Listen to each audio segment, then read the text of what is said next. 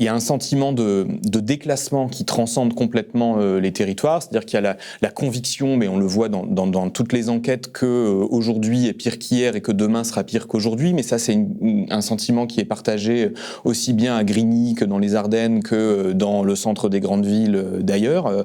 Et puis il y a ce sentiment effectivement, par exemple moi qui ai beaucoup travaillé sur les jeunes, qu'on interroge des jeunes qui ont plein de ressources, qui sont bien nés, qui ont des diplômes, ou des jeunes qui vont être par exemple en milieu rural ou dans des cités, dans les grandes villes, il y a le sentiment en fait qu'on ne peut pas montrer ce dont on est réellement capable. Donc c'est un peu le fait de pas pouvoir s'exprimer. Et par ailleurs, j'ajouterais aussi que dans les zones rurales, dans les zones périurbaines, il y a une même demande de dignité. C'est-à-dire que la dignité, c'est la dignité de l'apprenti en lycée professionnel dans une zone rurale qui, par exemple, est en apprenti pour devenir esthéticienne. Mais la dignité, la demande de dignité, c'est aussi celle de ne pas se faire contrôler 10 fois par jour quand on est visiblement racisé. C'est de ne pas se faire importuner dans la rue quand on est une femme. C'est d'être correctement payé quand on est aide à domicile. Et moi, je pense qu'il y a tout un discours à réarmer autour des conditions de vie. C'est comme ça que j'ai vécu 2005, parce que j'ai déjà 25 ans à la mort de Ziad Benna et Bouna Traoré.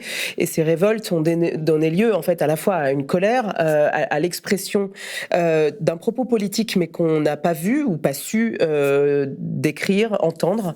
Ce qui s'est d'ailleurs reproduit avec la mort de Naël Merzouk il y a 3 ans maintenant. Et je le mets vraiment sur le même plan avec le mouvement des Gilets jaunes. C'est la même demande de dignité parce que déjà on voyait l'isolement.